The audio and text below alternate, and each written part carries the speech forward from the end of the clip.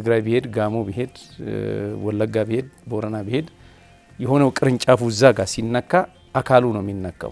ብዙ ጊዜ የሰላም ጉዳይ ላይ የሚሰሩ ስራዎች ብዙ ቪው አይኖራቸውም። ስለዚህ እኔ በግሌ ማየው ምንድነው ስቲል የፈጠራ ብቃትን ማሳደግ ይተበቅበታል። ክልሎች ላይስ ተንቀሳቀሳላችሁ? ጋዜጠኝነት ሙያ ውስጥ እኮ ባድ ኒውስ ኢዝ ጉድ ኒውስ ይባላል አይደል? መጥፎ ዜና ትኩረት ስለሚስብ እንደዛ አይነት ነገር አለ። ቶሎ የሚያስተጋባውም እሱ ነው። ጋዜጠኞች ከዘጋቢነት አልፈው የሰላም አምባሳደር እንዲሆኑ ምን አይነት ስራዎችን እየሰራችሁ ነው? የሚሰራው አጀንዳ የሚመረጠው አጀንዳ ለምንድነው የሚሰራው?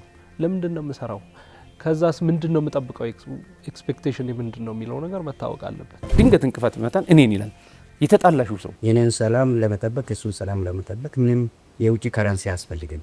መገናኛ ብዙሃን ባለሙያዎች ወደዚህ ወደ ሰላም ግንባታ እንዲው ሰላምን ካፒታል ወደ ማድረግ እንዲመጡ ከሱ አንፃር እንድታዩ ብዬ ሚዲያ ፖሊሲ አውጥቶ ነው ኤዲተር ሆኖ ነው ኮንቴንት ሰርቶ ነው ምን ልክ ይሄ አሁን የእናንተ ኤንቢሲ ሚዲያ ብዙ አካላት ናቸው የሚሳተፉት አይደል?